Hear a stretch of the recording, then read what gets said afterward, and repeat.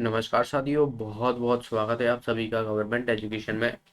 तो दोस्तों, आज के इस वीडियो में हम एम एस एक्सेल और एम एस वर्ड से संबंधित प्रश्न देखने वाले हैं। ओके, तो बहुत ही ध्यान से क्वेश्चन को समझिएगा, क्योंकि कुछ क्वेश्चन जो है एक न्यूमेरिकल की तरह भी देखने को मिलते हैं। क्योंकि आपको एम एस एक्सेल में जो डेटाबेस रहता है, या बात की जाए जो टेबल्स रहती है, उनमें आपको फॉर्मूला से क्वेश्चन पूछे जाते हैं। तो मैं यहाँ पर वही चीज़ें आपको बताने वाला हूँ। ओके, तो सुबह का वीडियो दरअसल एक नहीं आया था, तो तबीयत थोड़ी डाउन है, तो इस वजह से। ओके, तो चलिए हम देखते हैं।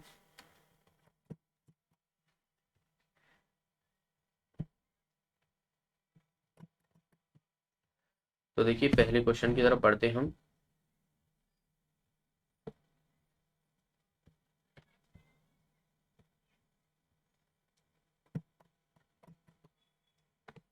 तो पहला क्वेश्चन है यहाँ पर, देखिए क्या बोला गया है इस क्वेश्चन में कि एम एस वर्ड में स्पेलिंग कमांड चुनने की फंक्शन की क्या है।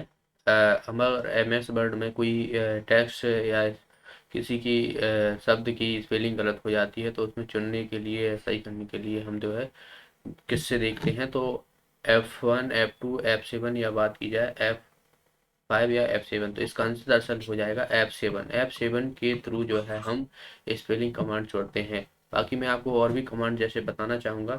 जैसे कि यहाँ पर आप देख सकते हो F1 जो है ये हेल्प के लिए यूज करती है, वर्ड हेल्प के लिए। ठीक है, तो आपको हेल्प लिखा मिल सकता है या पूरा वर्ड हेल्प में लिखा मिल सकता है, तो अब दोनों ही चीज़ें याद रखना।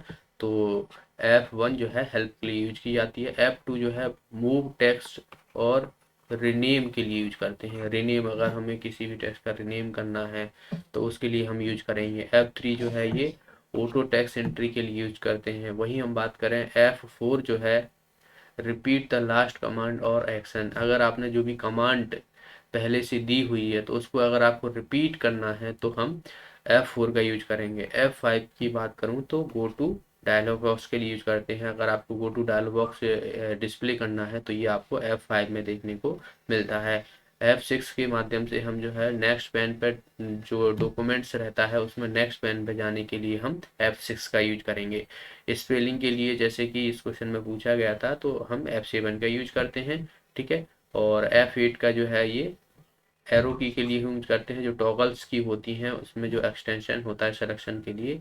तो F8 का F9 के लिए बात की जाए तो update all the fields codes in the correct section. तो जो भी करेक्ट फील्ड्स होती है, कोड होती है, उसको अपडेट करने के लिए F9 का यूज करते हैं।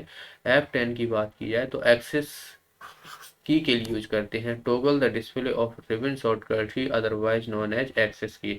तो एक्सेस की आपको लिखा मिलेगा सीधा सीधा। ठीक है, F11 जो है हम इसे बात की जाए तो नेक्स्ट फील्ड के लिए यूज करते हैं। और F12 का जो है सेव एज के लिए यूज करते हैं। सेव एज, ठीक है, सेव अलग है और सेव दोनों मिला के एज के लिए करते हैं हम F12 का। तो ये सारी की है मोस्टली। आपको देखिए F1 हो गया, F2 हो गया, F4 हो गया, F5 हो गया, और F12 हो गया। ठीक है, तो इतनी मोस्टली आपको याद रखना है। और F7 हो गया। तो ये कम से कम 4 5 6 जो की है, उनको तो आपको याद रखनी है मोस्टली। अगले प्रश्न की तरफ बढ़ते हैं। नेक्स्ट है यहाँ पर कि एम एस वर्ड में रीडू या रिपीट का शॉर्टकट की कौन सी होती है। Control plus Z, control plus Y, control plus T, या कंट्रोल प्लस आर।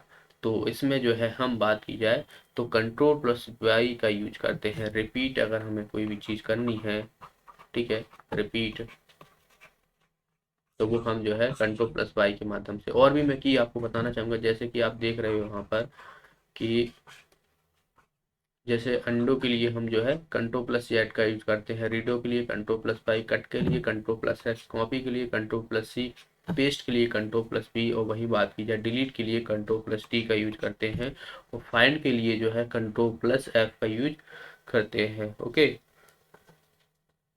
और नेक्स्ट लिस्ट आइटम के लिए हम टैब का यूज करते हैं। और मूव अब लिस्ट आइटम के लिए जो है शिफ्ट टैब का यूज करते हैं। तो इन सभी को आपको याद रखना है, डायरेक्ट जो है आपसे पूछ ली जाती है। अगला प्रश्न यहाँ पर सत्य और असत्य कथन हमें बता रहे हैं। एमएस वर्ड में चयनित टेक्स्ट या पैराग्राफ के पीछे पृष्ठभूमि को कलर करने के लिए शेडिंग का उपयोग किया जाता है। दूसरा जो स्टेटमेंट दिया हुआ है, एमएस वर्ड बहुस्तरीय सूची या लिस्ट का समर्थन नहीं करती है। तो देखिए पहला जो यहाँ पर स्टेटमेंट दिया हुआ है वो बिल्कुल सही है। जब भी आप एमएस वर्ड में कोई भी टेक्स्ट है या पैराग्राफ है, उसके पीछे अगर आपको कोई कलर करना है तो उसके लिए हम शेडिंग का यूज करते हैं। ओके, तो ये हमारा सही हो जाएगा। दूसरा हमारा गलत हो जाएगा। दरअसल जो एमएस वर्ड होता है वो बहुस्तरीय लिस्ट को समर्थन करती है, तो यहाँ पर नहीं दिया हुआ है, तो ये गलत हो जाएगा। तो पहला सही यानी दूसरा गलत। तो देखिए पहला सही दूसरा गलत, यानी सेकेंड ऑप्शन जो है इसका आंसर हो जाएगा। अगला प्रश्न है यहाँ पर, अमान्य सेल संदर्भ होने पर निम्नलिखित में से कौन सी त्रुटि दिखाई जाती है। कोई भी अमान्य सेल है, बात की जाए तो एमएस एक्सेल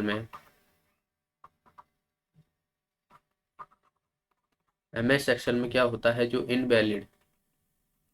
इनवैलिड सेल होगा तो उसको हम किस से दर्शाएंगे, तो ये हम दर्शाते हैं HREF, और यहाँ पर जो है इसका साइन होता है। तो इस तरीके से जो हम दर्शाते हैं, तो देखिए इसका आंसर क्या हो जाएगा हमारा, फोर्थ ऑप्शन जो है इसका आंसर हो जाएगा। तो याद रखना है, अमान्य सेल की जो त्रुटि होती है तो कौन सी दिखाई जाती है, तो इस माध्यम से दिखाई जाती है। अगला क्वेश्चन है, 5वें रो और 36वें कॉलम के जोड़ पर एक्सेल सेल का पता होगा। यानी 5वां रो है और 36वें कॉलम पे जोड़ जो आएगा, जो सेल आएगा दरअसल, ठीक है, ये 5वां और जो 36वां रहेगा, तो ये जो सेल आएगा इसमें जो है ये कैसे पता होगा, तो यहाँ पर ऑप्शन दिए हुए हैं दरअसल। तो इसमें जो है आप देखोगे AJ5 के माध्यम से हमें पता पड़ता है। तो इसका आंसर क्या हो जाएगा हमारा, थर्ड ऑप्शन जो है इसका आंसर हो जाएगा। ओके, अगला प्रश्न यहाँ पर देखिए, सेल रेंज पूछी गई है कि इसमें कुल सेल कितने होंगे। अगर मान लो ये AV10 दिया हुआ है और AF14 दिया हुआ है, तो इसकी रेंज कितनी होगी, यानी इसमें टोटल जो सेल रहेंगे वो कितने रहेंगे। नंबर ऑफ सेल पूछे गए हैं कि इसमें कितने हैं। ठीक है, तो एमएस एक्सेल में इसमें सीधा सीधा आपको फॉर्मूला के माध्यम से पता पड़ता है। देखिए फॉर्मूला आपको पता हो तो सबसे पहले इक्वल टू से स्टार्ट होता है। देखिए मैं आपको यहाँ पर चीजें बता देता हूँ एमएस एक्सेल में। ओके,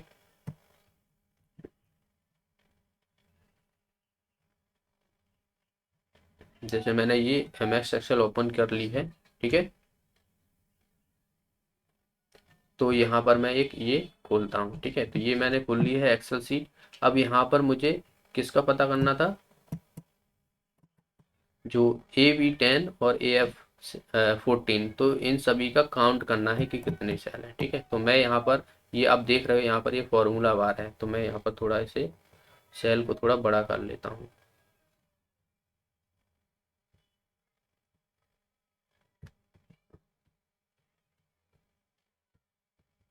देखिए ये मैंने सेल बड़ा कर ली, जैसे आपको यहाँ पर दिख जाएगी वैल्यू। तो ये हमारा फॉर्मूला बार है, तो हमें क्या करना है, काउंट करना है सेल को। तो काउंट के लिए इक्वल टू COUNT काउंट। अब ये ब्लैंक है, इसमें कोई डेटा नहीं है, तो मैं ब्लैंक का यूज करेंगे, BLANK ब्लैंक कोष्टक, और AV10 और क्या था AF14। ठीक है, तो इसको मैं अब सीधा इंटर दबा दूंगा। तो यहाँ से आप देखिए हमारा आंसर क्या आ रहा है, इसमें 25 आ रहा है, यानी इसकी जो वैल्यू है इसमें जो है 25 रहेगी। तो यहाँ पर हमारा आंसर क्या हो जाएगा, ये हो जाएगा 25, यानी इसका आंसर आ जाएगा हमारा सेकेंड ऑप्शन। ओके, तो ये चीज़ें आपको समझ में आ गई कि किस तरीके से अप्लाई करना है एक बार। ओके, सभी चीज़ क्लियर है, सही है। ओके, तो ये हो जाएगा हमारा बी ऑप्शन। देखिए अगला प्रश्न है यहाँ पर, एक्सेल फॉर्मूला जो दिया हुआ है यहाँ पर इक्वल टू INT और कोष्टक में दिया हुआ है 125.9, तो इसका मान पूछा गया है कि कितना होगा।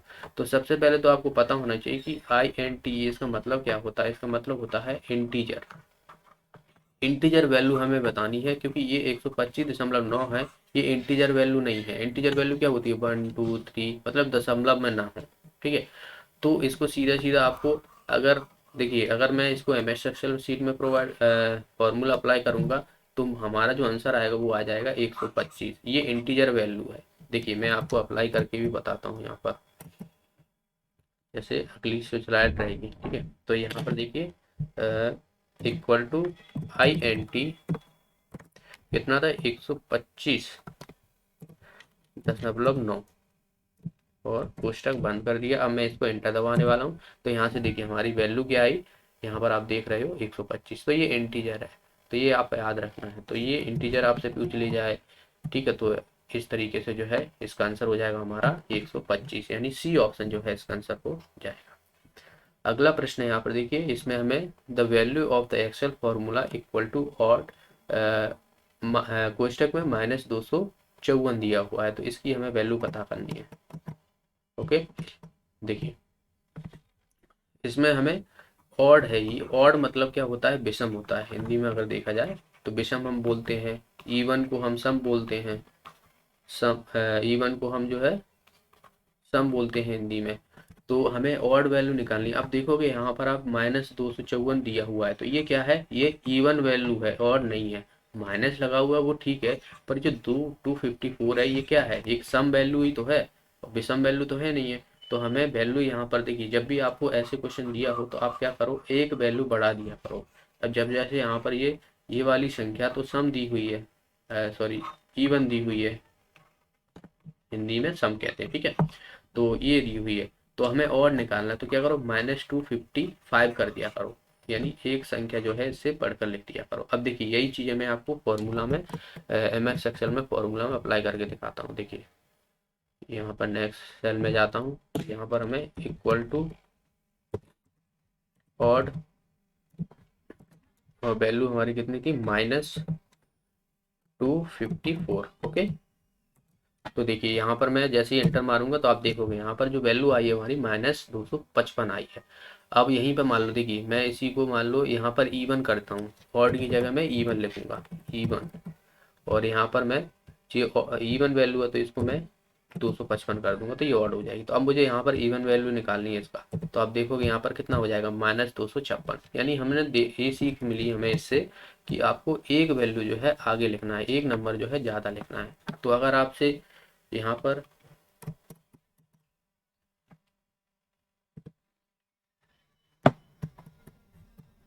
पर आप देखोगे कि इक्वल टू ऑड दिया हो, -254 है, तो यहाँ पर -255 हो जाएगा इसका आंसर। अगर आपको इवन दिया हो, EVAN, और -255 दिया हो, तो इसकी वैल्यू जो हो जाएगी 256 हो जाएगी। जरूरी नहीं है कि आपको माइनस ही दिया हो, माइनस नहीं भी दिया हो सकता है, तो ये तो साइन है, ठीक है।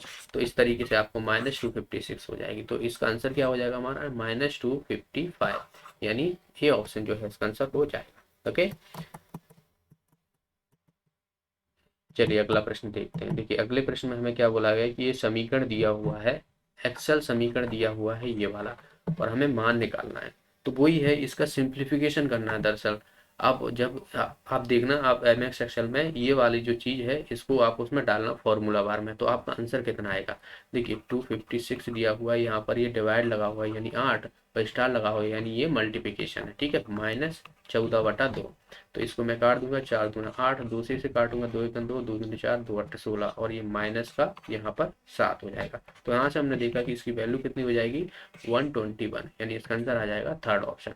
तो अब जब आप इसे MS एक्सेल में भी अप्लाई करोगे ना, तो यही हमारा आंसर मिलेगा। तो जो सिंप्लीफिकेशन से रहता है वही चीज़ें यहाँ पर आपको देखने को मिलेंगी। ओके, अगला प्रश्न है, माइक्रोसॉफ्ट एक्सेल 2007 या उसके बाद से संस्करणों में डेटाबेस फाइलों को दर्शाने के लिए निम्नलिखित में से किस एक्सटेंशन का उपयोग किया जाता है। तो माइक्रोसॉफ्ट एक्सेस हो गया, जैसे एक्सेस हो गया ये, तो इसमें जो है अब 2007 और उसके बाद से ACCDB इस एक्सटेंशन का यूज होने लगा है। तो याद रखना है, इसका आंसर क्या हो जाएगा हमारा, फर्स्ट ऑप्शन जो है इसका आंसर हो जाएगा।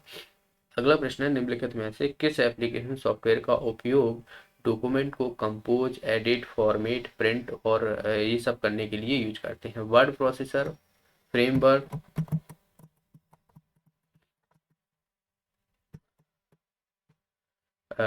स्प्रेडशीट, या बात की जाए डेटाबेस, तो इसका आंसर दरअसल हो जाएगा वर्ड प्रोसेसर। तो ये सभी एडिट हो गया है, अगर हमें कोई भी डॉक्यूमेंट है, ठीक है, या टेक्स्ट है, तो इन सब का जो है आपको एडिट करना है, फॉर्मेट करना है, प्रिंट निकालना है, तो ये वर्ड प्रोसेसर के माध्यम से हमें देखने को मिलता है। इसी के एप्लीकेशन सॉफ्टवेयर है, ये एप्लीकेशन सॉफ्टवेयर है, याद रखना है एप्लीकेशन सॉफ्टवेयर है, ठीक है। जैसे कि आपने देखा होगा कि MS माइक्रोसॉफ्ट में, माइक्रोसॉफ्ट ऑफिस में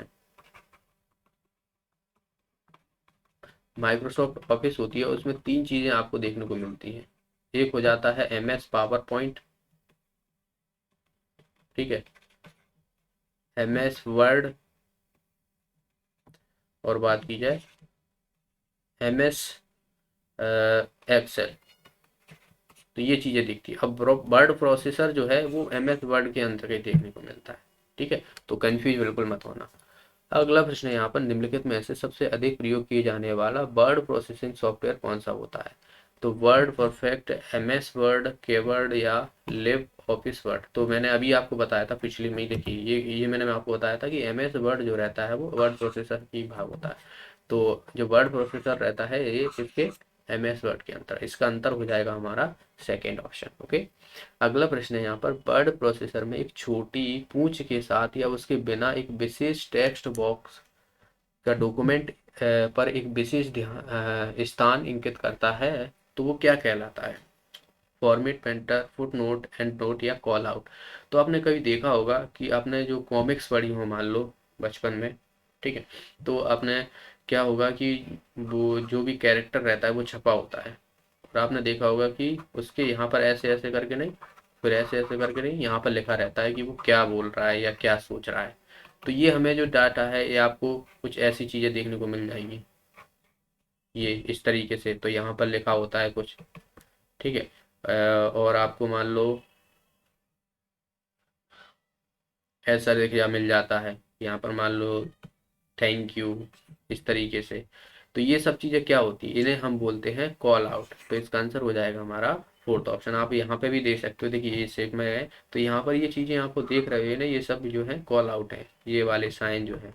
तो ये क्या है, ये पूछ के होते हैं, पूछ के बिना भी देखने को मिलते हैं, जिसमें टेक्स्ट बॉक्स या डॉक्यूमेंट से विशेष स्थान इंकित करते हैं। ओके। अगला प्रश्न यहाँ पर, MS वर्ड में प्रिंट प्रीव्यू विंडोज खोलने की शॉर्टकट की क्या पूछी गई है? Ctrl+F1, Ctrl+F2, Ctrl+F3, Ctrl+F4। तो इसका आंसर क्या हो जाएगा हमारा, Ctrl+F2 का यूज किया जाता है। प्रिंट व्यू विंडो खोलने के लिए हम MS वर्ड में Ctrl+F2 का यूज करते हैं। नेक्स्ट है यहाँ पर, MS वर्ड में सेव एज विंडोज खोलने की फंक्शन की क्या है? ठीक है, F4, F5, F7 या F12। तो मैंने इसी वीडियो के पहले क्वेश्चन में ही आपको बताया था कि MS वर्ड में आपको सेव एज विंडो खोलना है या सेव एज करना है तो आपको F12 दबानी पड़ेगी। तो इसका आंसर क्या हो जाएगा हमारा, डी ऑप्शन जो है इसका आंसर हो जाएगा।